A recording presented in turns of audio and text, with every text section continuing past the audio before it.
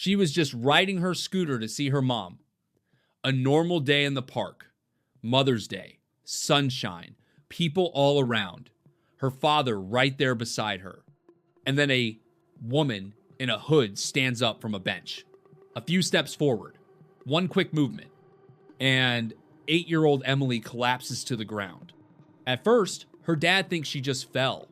Until people nearby start screaming. And that's when it becomes clear this stranger has just attacked a child. Right in the middle of the day. Why Emily? How did an ordinary walk turn into a nightmare that shocked all of United Kingdom? And how did it turn out that the woman who did this had been showing warning signs for a long time, signs that no one stopped? 8-year-old Emily Grace Jones was born on January 18th, 2013 in Bolton to her parents, Sarah Jones and Mark Jones. Mark worked as a credit manager, and Sarah was a solicitor. Emily was their only child. She was described as a girl full of joy and laughter, with a heart as big as her smile. She loved nature and sports, throwing herself into everything she did. She was fearless. She loved hiking, climbing, swimming, and horseback riding. Mark said his daughter was a bit of a daredevil, but also incredibly friendly and open with everyone she met. Her teacher remembered Emily as a creative child who loved drawing and writing stories. She was popular with her classmates and got along with everyone. Smart and hardworking, she would sometimes joke with her teachers that she had already finished her work before the rest of the class had even written the date. Even though Mark and Sarah were no longer together, they remained on good terms and were fully committed to co-parenting Emily. Mark usually spent Sundays with her, and that weekend, they had made plans to meet at Queen's Park. All right, real quick, just a minute. I'm really curious where you're watching from, so drop your city in the comments and let me know what time it is for you right now. Thanks for taking a second to do that. Now, let's keep going. That day was Mother's Day, and earlier that morning, Emily had given her mom a card she made herself. Around 2:15 in the afternoon, Emily and Mark Jones were at Queen's Park. She was riding her scooter, zipping past him as he cheered her on to go faster.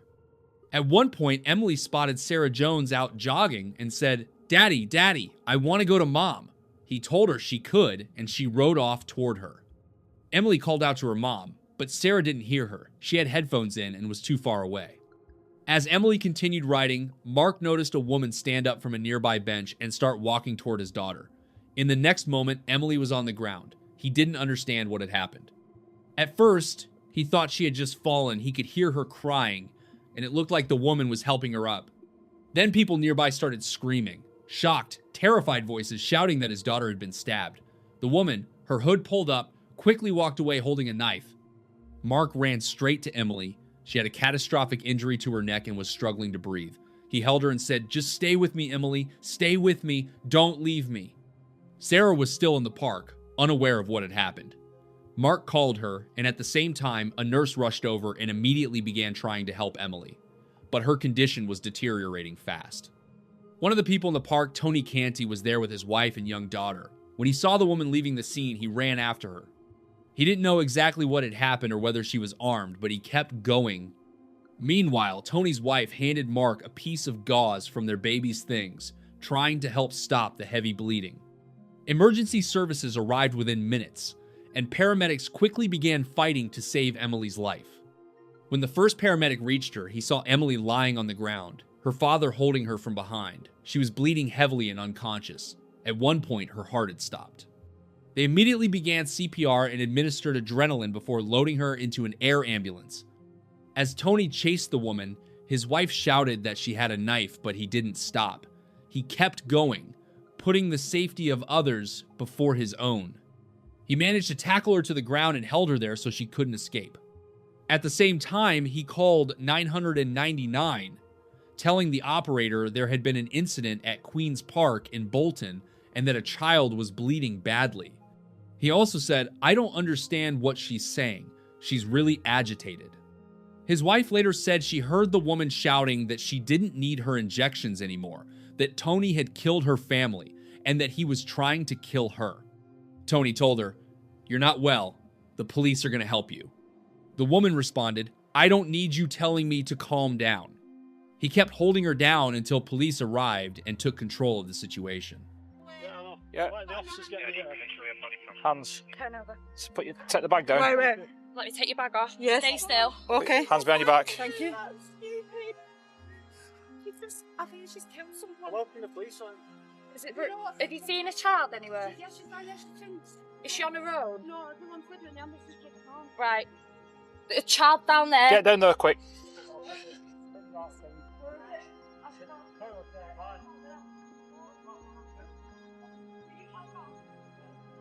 The ID from dealer.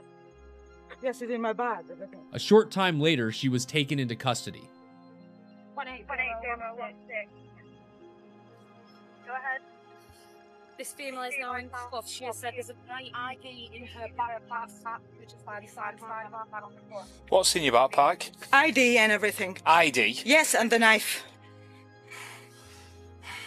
And a knife. 50. That's from dealer. Yeah, turn it on. 50. Right, the time now is 14:45. At this moment in time, you're under arrest on suspicion of attempted murder. You do not have to say anything, but it may be defensive. You do not mention something when questioned that you later rely on in court, and if you do so, may be given evidence. Okay? Your arrest is necessary to protect vulnerable people and to ensure a prompt and effective investigation to this offence. Yeah. Okay? What's your name? Eltiona's Corner. Eltiona's Corner. Okay. Where do you live? 19 Turnstone Road. 19 Turnstone. Yes. Right, just wait there. Just confirm to me what's inside your bag. You can control. It's just no bombs, no nothing. No It's just bombs. my ID card. ID card. In my mom's ID card. Yeah. There's a knife, some water, some juice. Okay. Nothing. Okay, that's it. So there's That's nothing it. that's going to Nothing in harm the me, no? bag. No. Okay. The area around the scene was quickly sealed off, and specialist officers began reconstructing exactly what had happened. Emily was rushed to Salford Royal Hospital. The air ambulance landed at 3:27. She was placed on a ventilator and given a blood transfusion, but she remained in clinical death. At 3:56, doctors pronounced her dead. At that point, this was no longer an incident. It was a murder investigation. The next day, Sarah Jones was asked to formally identify her daughter's body. The postmortem confirmed that Emily had died from a stab wound to the neck. In a statement, the family said, "We are devastated. We will never see our little girl grow up. It's unbearable to live in a world without Emily and not understand why this happened. We want to thank everyone who tried to help and the emergency services for everything they did to save her." The community was in shock.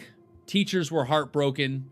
The school's head teacher said, "Emily was deeply loved. She will be missed by everyone. Her loss has left a void, and the school will never be the same again." Police began building a profile of the suspect. She was identified as 30-year-old Ilona Skarner, who was detained under mental health legislation. A doctor present during the arrest, Dr. Sanini Farrell, described her as calm but distant. When asked how she was feeling, she replied, "Not very well." She claimed she didn't remember anything, but doctors believed it was more likely a refusal to engage. During the arrest, officers found a wire wrapped around her toes. She said it helped her control her emotions and even tried to tighten it further. Doctors later described this as a clear sign of psychosis. Ilona had been born in Albania in 1990.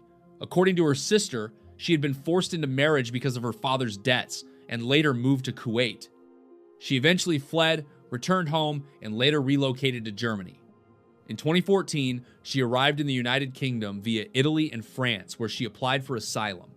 Her initial request was denied, but after an appeal, she was allowed to stay despite later admitting she had lied in her application.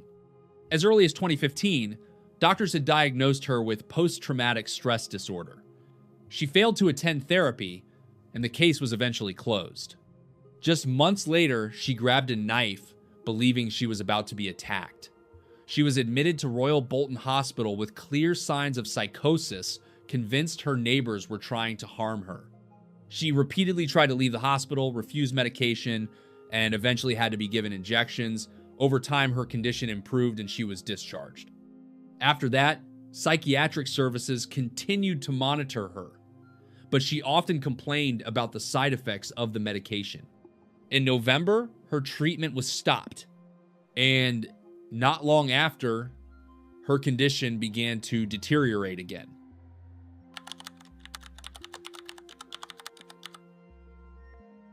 She told doctors at Salford Royal Hospital that she was hearing voices every single day. Her mother didn't believe she needed medication and was against treatment. In 2017, Ilona Skarner refused to let her care coordinator into her home and missed an appointment. Her sister suspected a relapse and tried to arrange help. But even before that, there had been a deeply disturbing incident. Ilona locked her mother in a room and said that once she killed her, everything would be okay. Then she attacked her with an iron and a knife. She was stopped and hospitalized again. It later came out that she had been cutting pipes, unscrewing light bulbs, and behaving more and more erratically. At one point, she escaped from the hospital and around 5 in the morning showed up at an acquaintance's home with a knife, demanding to speak to her 13-year-old daughter. She wasn't let inside, and police brought her back. After her discharge, things seemed to settle for a while. But in 2018, the hallucinations returned, and she asked to go back on injections. Later, she switched to tablets and appeared stable for a time, though she avoided people and often hid behind dark glasses. On March 11th, 2020, she had her last contact with mental health services. Everything seemed so calm that no formal notes were even made. 11 days later, she would kill Emily. On March 22nd, Ilona left her home, bought 3 knives from a discount store, and went to Queen's Park. Later, she would say she did it with the intention of killing someone. One witness later recalled noticing a woman sitting near a bench. She was on the ground, legs crossed, looking agitated, but at the same time, strangely calm. Her gaze was empty, like she was looking through people, not at them. He watched her for a few minutes. She didn't move, didn't speak. Eventually, he decided nothing seemed suspicious and walked away. Just minutes later, Emily passed by that same bench. She was just riding toward her mom. And in that moment, everything changed. The woman suddenly stood up, rushed forward, grabbed Emily, and almost instantly stabbed her in the neck. The attack was so fast, so sudden, no one had time to react.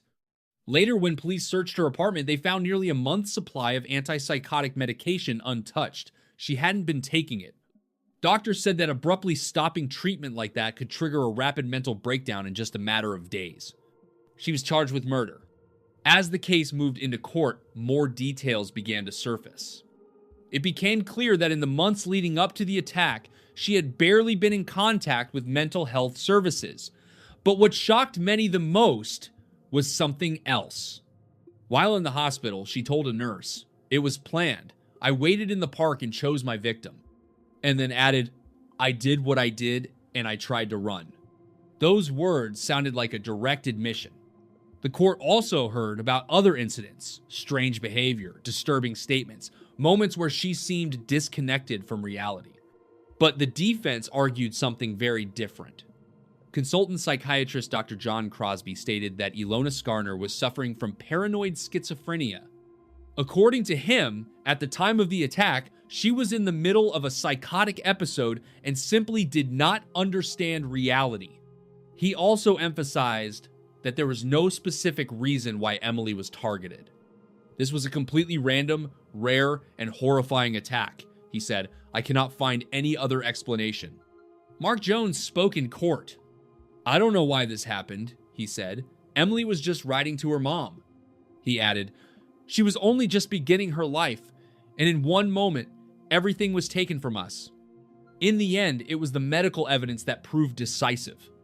Prosecutors concluded there was no longer a realistic chance of securing a murder conviction, and the murder charge was dropped. The court found Ilona Skarner guilty of manslaughter on the grounds of diminished responsibility. Prosecutor Michael Brady said, "This was not an easy decision, but after reviewing all the evidence, it became clear there was no real prospect of proving murder." And at that moment, the entire direction of the case changed. Breaking news: and a woman who killed 7-year-old Emily Jones in a park in Bolton in March has been sentenced to life in prison. Gerard Tubbs outside the court in Manchester, and she's going to be held in a secure hospital, Gerard. And the judge sentenced her, as you say, to be detained under Section 45A of the Mental Health Act. She has been imprisoned for life with a minimum of 8 years, but she will initially be treated at Rampton High Security Hospital. If she's deemed well enough to leave there, she will go on to serve the rest of her sentence in hospital. The judge said she had to be punished because she had made the decision to buy the knife. She had made the decision to kill someone. There was an element of culpability in her action. The judge made it clear she had to be held accountable because at some point she made a decision to buy a knife, a decision to kill someone. And in that, there was a level of responsibility. In his sentencing remarks, the judge said, "The devastating impact of what you have done will remain with Emily's parents forever, and undoubtedly with everyone who knew her. There is nothing I can say or do that will bring Emily back to her family or truly ease the pain of their unimaginable loss." He went on to say that based on the evidence presented, he was satisfied that Ilona Skarner was suffering from paranoid schizophrenia and that the nature and severity of her condition required her to be detained in a secure hospital. She would only be considered for release after serving a minimum term and only if she was deemed no longer a danger to the public. The judge added, "If you are never considered fit for release, you will remain in hospital or prison for the rest of your life." Later, it was reported that her minimum term was increased from 8 years to 10 years and 8 months. The judge explained that the original sentence had been calculated incorrectly, and he took full responsibility for that error. After the increase, Mark Jones said, "I will fight until my last breath to make sure she stays there for the rest of her life. Whether it's 10 years or 20 for me, it's not enough. As far as I'm concerned, she will always be a danger to society. I truly believe she would do this again to any child." At the inquest into Emily's death, Senior Coroner Alan Walsh said, Now, a coroner has said the father of a 7-year-old girl killed by an asylum seeker is entitled to feel her killer should never have been allowed into the country. Emily Jones was attacked as she scooted through a Bolton park on Mother's Day in 2020. Her killer was Albanian asylum seeker Eltiona Skarner, who had a long history of poor mental health. From the inquest into Emily's death, here's our North of England reporter, Kelly Foran. Despite Skarner being well known to mental health services, the coroner today said that the local community teams could not have predicted or prevented Emily's death. He added, though, that if nothing changes nationally, there is a risk to future lives. The whole profession of psychiatry needs to come under the spotlight at some point. I think it's a real worry. It's just shocking. So we're just going to try and do our best and, in Emily's death doesn't go in vain. So, we'll just keep plugging away, right? Just try to promote mental health awareness and the dangers of relapse and not monitoring mental health. I've met with other families in the Greater Manchester area that have been affected by, by homicides and lack of funding in mental health. Everybody knows this, In the light of Emily's killing and the issues around Skarner's care in the community, Bolton coroner Timothy Brennan said he'd be writing a Regulation 28 Prevention of Future Death report to the Secretary of State. He said, "It will make clear my profound concerns about morale, workload, training, staff shortages and inability to deliver continuity of care." He said the case showed a sector of healthcare provision that is challenging and riven with operational stress and tension. "I sense a healthcare sector in crisis."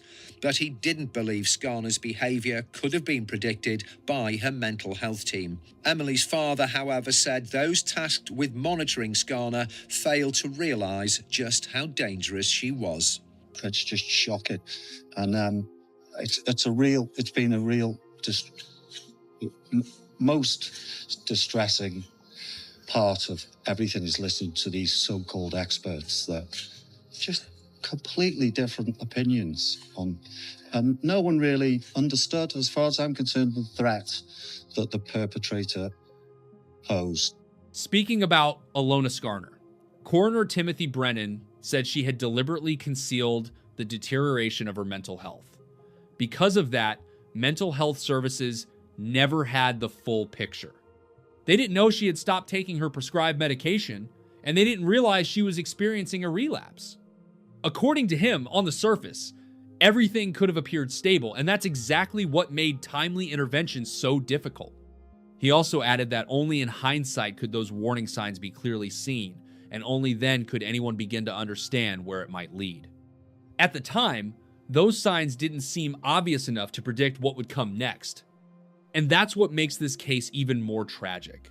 The realization that the answers only become clear when it's already too late. We heard today from Eltiona Skarner's sister, who said that she was very unwell in the days and weeks leading up to the attack on 7-year-old Emily. She'd been complaining of hearing voices in her head. Now, her sister told the inquest that there had been previous incidents of violence where she'd tried to attack her and her mother, and there'd also been times where she'd been found with a knife outside screaming. She'd also displayed other concerning behaviour, including cutting pipes to a boiler. And her sister Clistora said it was like living, like a horror movie, living with her. Now, she disagreed with evidence given by Skarner's consultant psychiatrist earlier today, who told the inquest that she was stable and hadn't displayed any relapse symptoms of florid psychotic behaviour in the weeks and months before the attack. Emily's father, Mark Jones, said that even though the investigation had come to an end, it brought him no sense of relief and no sense of justice. He admitted he still couldn't accept the conclusions reached by the authorities, and he didn't understand how something like this could have happened. I can't believe they came to that conclusion. They say they didn't realize the level of risk she posed, but that was their job to know, he said. There was no shouting in his voice, no anger, just a deep, heavy exhaustion, the kind that comes from living through something unimaginable. He added that maybe the system was overwhelmed, maybe the people involved were stretched too thin, but that could never be an excuse when it comes to dangerous individuals.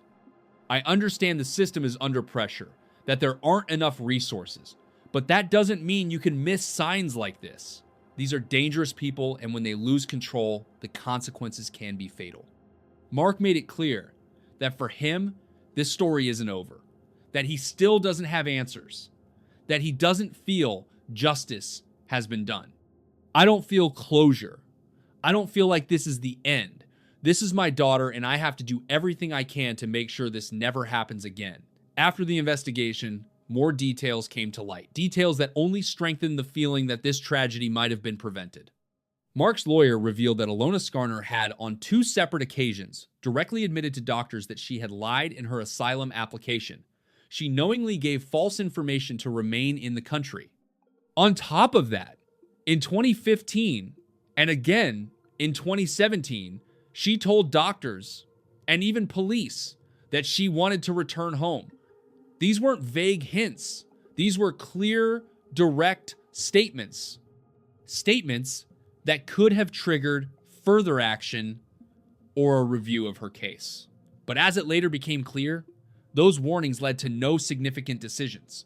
When these facts became public, a spokesperson for the Home Office gave a brief response, saying they were carefully reviewing the findings of the investigation and the coroner's recommendations, but they offered no explanation as to why those earlier warning signs had been overlooked. For Mark, that wasn't enough, because for him, this isn't just a case. It's not just statistics. It's his daughter's life. He also said openly that he has not been able to forgive the person who took Emily's life. I know people say forgiveness helps you move on, but in this case, I can't. I just can't bring myself to do it. And when he spoke about the moment of the attack, his words became even more raw. How dare she touch my daughter? How dare she lay a hand on her? No, I can't forgive her. It was clear this pain isn't going anywhere.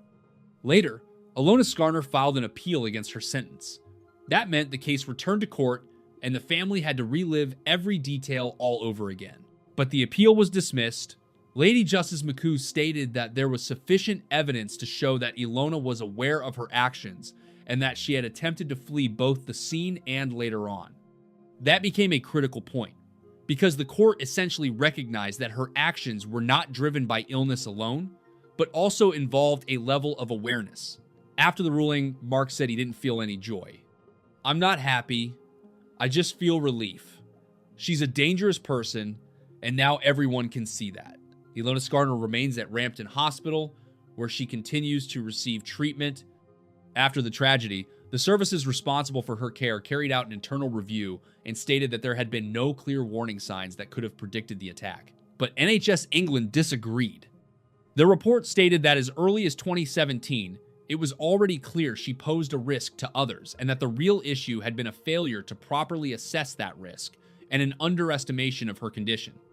That conclusion only deepened the divide between different agencies and raised serious questions about a system that is supposed to prevent tragedies like this.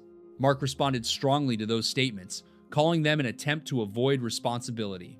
"That's complete nonsense. They're just trying to shift the blame. They knew she wasn't taking her medication and still allowed her to remain without proper supervision. That was dangerous. And they knew it." He added that, in his view, she was like a ticking time bomb, and what happened was only a matter of time.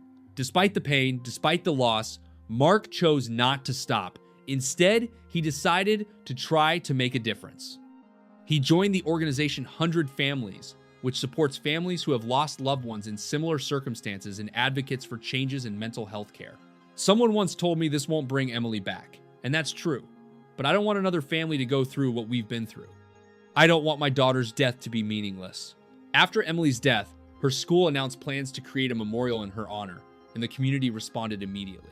Funds were raised, and her friends helped create a garden, a place of memory and peace where people could come and remember her. A way to hold on to a part of her life and to show just how much she meant to everyone who knew her. Emily's mother, Sarah Jones, also took action. She launched a fundraiser for the Bolton Lads and Girls Club, helping other children access support and opportunities. Nearly £3,000 were raised, a small but meaningful way to honor Emily and turn tragedy into something good. But for the family, none of this changes the reality. Life will never be the same. Emily was a bright, kind, genuine child with her entire life ahead of her. A life that should have been filled with joy, love, and possibility. And on a day that was supposed to be ordinary, even happy, everything was taken away. As Mark and Sarah said, Emily was the rhythm of their hearts, the reason they woke up every morning, the center of their world. And now, without her, they are left trying to live with a silence that nothing can ever fill.